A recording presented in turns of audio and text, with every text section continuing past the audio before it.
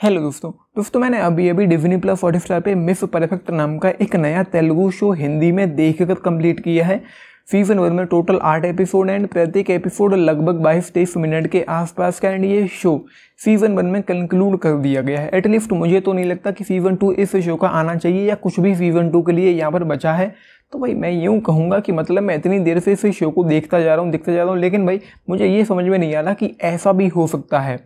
मतलब कहानी पर मैं पहले आता हूँ कि एक यहाँ पर लड़की है जो मुंबई से हैदराबाद जाती है, उसका ट्रांसफ़र हुआ है, वो कोई जॉब करती है एंड उसके बाद उसको एक जुनून है सफाई का। मतलब कोई भी चीज़ अगर अव्यवस्थित है तो उसको सही जगह पर लगाना उसका एक तरीके से जुनून है। वो सफाई बहुत ज़्यादा रखती है, हर जगह जहाँ पे भी वो रहती है उसके आसपास कोई भी चीज़ बिखरी नहीं रह सकती। अगर कोई चीज़ ख़राब जगह पड़ी है, बिखरी हुई है तो उसको वो सही जगह लगा देगी।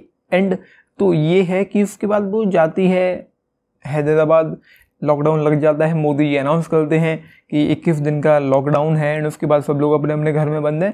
तो एक जो मेड है, उसके जो घर पे मेड आती थी उसके फ्लैट में, वो नहीं आ पाती है। तो मेड उसको रिक्वेस्ट करती है कि प्लीज़ मैडम, आपका जो पड़ोसी है रोहित, जो कि लावण्या का जो मेन कैरेक्टर है जिसको सफाई का भूत चढ़ा हुआ है, वो उसी का मुलाजिम है, उसी के लिए काम करता है, उसकी कंपनी में उसका जूनियर है।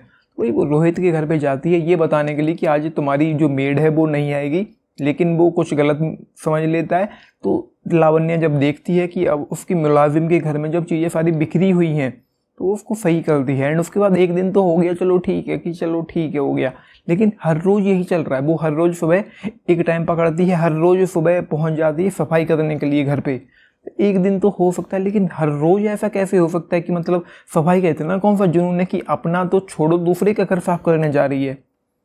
चलता रहा, दोनों आपस में धीरे धीरे दोनों करीब आ जाते हैं, प्यार मोहब्बत एंड उसके बाद क्या होता है वो आप देख लेना। तो भाई कहानी मुझे ऑनेस्टली स्पीकिंग उतनी अच्छी नहीं लगी है जितना, मतलब यार ऐसा कैसे हो सकता है कि चलो ठीक है अपने आसपास का करना है, अपने घर में करना है, ठीक है, लेकिन किसी और के घर में जाकर एक नौकरानी की तरह जाके काम कर रही है।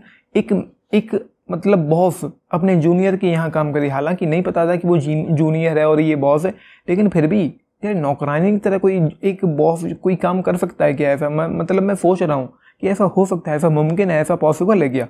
नहीं हो सकता। लेकिन उसके अलावा उसको साइड में रखो। इस इशू में किसी भी तरह की कोई एक्साइटमेंट नहीं है, कुछ भी इंटेंसिटी नहीं है एंड कुछ भी ऐसा नहीं है जिसको मतलब बहुत ज़्यादा मज़ा आ रहा हो देखने में। हाँ ये ज़रूर है कि शुरुआत से ही थोड़ा इंटरेस्टिंग सा है, थोड़ा एंगेजिंग सा है, लेकिन एक चीज़ का मैं बेसब्री से इंतज़ार कर रहा था कि रोहित को कब पता चलेगा कि उसके घर में जो मेड है वो एक्चुअली उसकी बॉस है। उसको लेकर मुझे थोड़ी एक्साइटमेंट हो रही थी।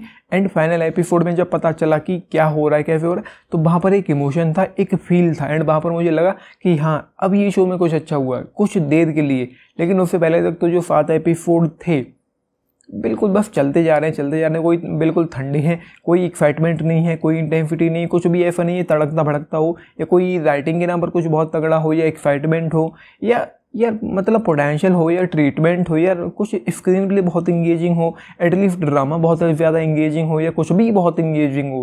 तो शो चलता जा रहा है। मैं ये सोच रहा था मैं इस शो को क्यों देख रहा हूँ। बीच में मैंने आधे में इसको इसलिए नहीं छोड़ा क्योंकि भाई आप लोगों के साथ अन्याय होगा कि मतलब मैंने 1 एपिसोड या 2 एपिसोड या 4 एपिसोड देख कर रिव्यू कर दिया कि भाई मैं नहीं देखूंगा, तो ये गलत होगा।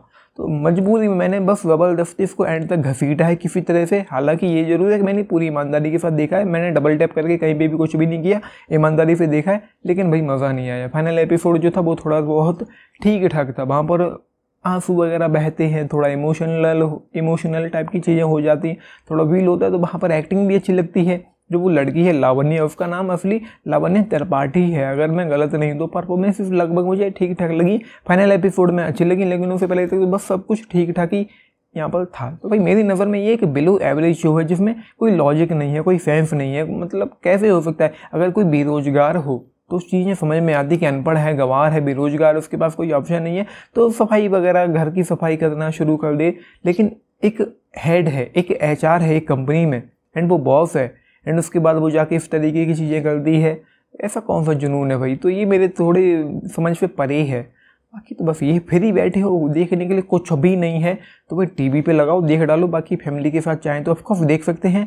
तो ये मेरी तरफ से जस्ट 2 स्टार आउट ऑफ 5 इस शो के लिए। भाई मुझे नहीं लगता कि इस पर टाइम वेस्ट करना चाहिए। अगर देखने के लिए अच्छा है तो इसको ज़रूर स्किप कर देना चाहिए। आपने देखा है लिख के बताना। बाकी लाइक शेयर सब्सक्राइब भी करना चैनल को। वीडियो को एंड देखिए नीतीश करेंगे। अब थैंक यू। एंड अगर आप पूछें 10 में से कितना, 10 में से मतलब मैं क्या ही दूँ, 4 स्टार ले लो, 5 ले लो 10 में से, इससे ज़्यादा कुछ भी मतलब ये डिजर्विंग नहीं है। बाकी तो लेंदी है, स्लो पेसिंग है एंड बोरिंग सा है। फाइनल एपिसोड थोड़ा अच्छा लगा तो बस ये है भाई। Thank you.